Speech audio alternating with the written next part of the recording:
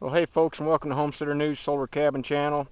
I decided to take the day off from my labors and just kind of go goofing around. So I brought you up here to Brown's Reservoir, and this reservoir sits out here about a mile from my house is all. And it's used for irrigation for all the farmers around here, but also used for a lot of recreation.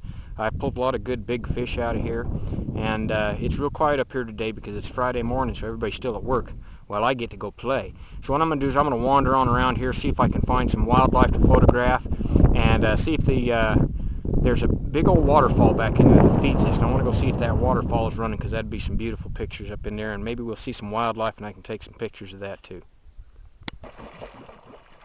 Well, look, I ran into some wildlife already. This is my little dog Taz. She's an Australian cattle dog, what they call a blue heeler, and fox terrier. And she's my new addition to the family there. She's about a year old now. And so they love coming out here to the water. And she's just learning how to swim. She's not all that great at it, I noticed either. And then old Wally, he's just taking a leak on a tree back there. Wally, where you at? And there's old Wally, and he's about 10 years old, my old dog, and he's the smartest dog I ever owned right there. Kind of a knothead, but excellent hunting dog and working around the animals and stuff like that. Come here, dogs. Let's go for a walk. Come on. So I was just going to show you kind of what this territory is like where I live. We're called Cedar Billies because of the cedar trees. We got cedar trees everywhere. And it's beautiful country. We also have, if you go up a little higher, we've got lots of pine trees, regular forest of pine trees up above us here. But where I live is called high desert, and we get cedar trees everywhere, and they're beautiful. I love cedar trees. With some really neat things around here, which I hope I can show you here, is like the rocks around this area. See if we can get in close to see this.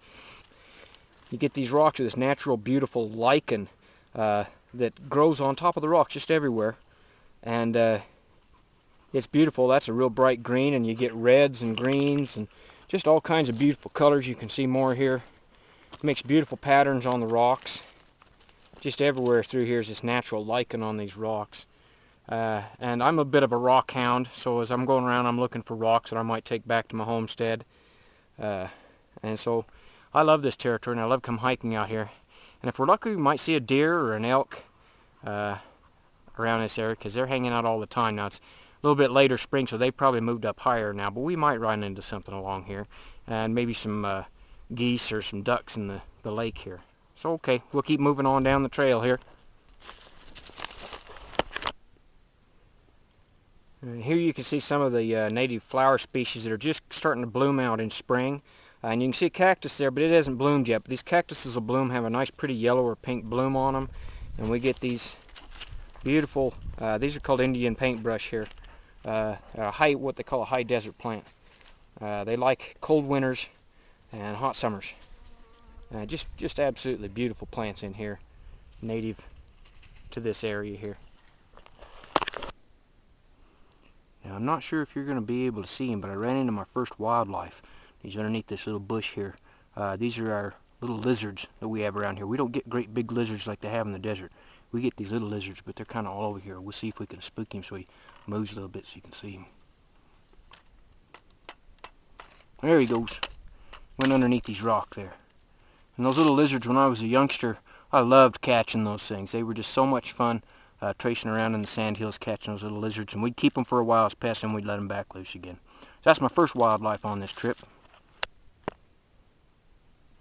Here's some more of our native plant life. You see these little tuffets, and I have no idea what kind of plants they are, but they're almost like a moss, but they're not. They're a desert plant, but they grow like in little teeny patches just kind of all over on the ground here, making kind of a ground cover. And then you can see some of them have flowers on them. And with these natural rock landscape in here, these little patches, little tuffets of green moss-looking stuff that comes up in between the rocks and fills in between the rocks. And where there's a place to survive, there's a plant that'll make a living there. So they're survivors in this pretty rough and rocky environment here.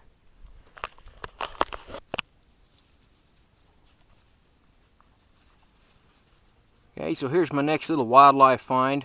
And this is a blow snake, also called a brown snake, common gopher snake. And he was just he's sunning himself across the trail here. and he got spooked by the dogs, and he's just laying there just as still as he can. Now this is actually a small one. I've seen these things 4 inches thick and 6 feet long, and they're real common around here, and they're actually beneficial because they take care of eating the mice and things like that. If you have them around your house, they're actually considered a beneficial snake, and they don't harm chickens or other animals like that. So we like blow snakes. But if you pick them up or mess with them, they'll hiss at you.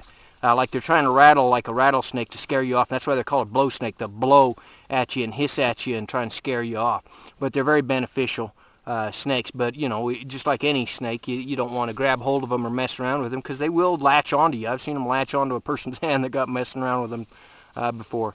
So there's another wildlife find on my little trip here. Okay, so this is the headwater, what they call the headwater of this reservoir or lake in here. And normally this is just really flowing real heavy through here, and it goes on up through those rocks up there, and then it goes on up to a waterfall. But they've got the waterfall turned off because they use this for irrigation, and now that the reservoir's full, of course they don't need to add more water to it, and they're not irrigating right now because it's still cool weather. But we'll go ahead and go on up in here and look at this reservoir anyway. And it's been a great little adventure. Got to see some wildlife and a few things I don't normally see around my place. So this is the Browns Reservoir waterfall that I call it, and you can see where the water is just eroded all the way around down in here, kind of creating a semi-cave. And you can see these humongous rocks, big sandstone that have been eroded away and fallen down off the cliff face there. Water's an amazing force. It can really do some stuff. And normally this would be flowing. Beautiful waterfall all the way across here. Now when I first moved up here, sometimes in the summer when I needed a shower and I didn't want to heat any water in my place, I'd come up here and just stand under the waterfall. And when this water starts flowing again, I'll bring you back up in here and show you what it looks like. And I've paddled my kayak right down there to the bottom of that area down there where this water flows, and it gets a lot of water, and you can see there's a little bit of water hanging out in here. Anyway, still a really nice little feature to come and look at. Interesting cave feature, waterfall feature where it's eroded away. Alright, well, time to head back to camp now.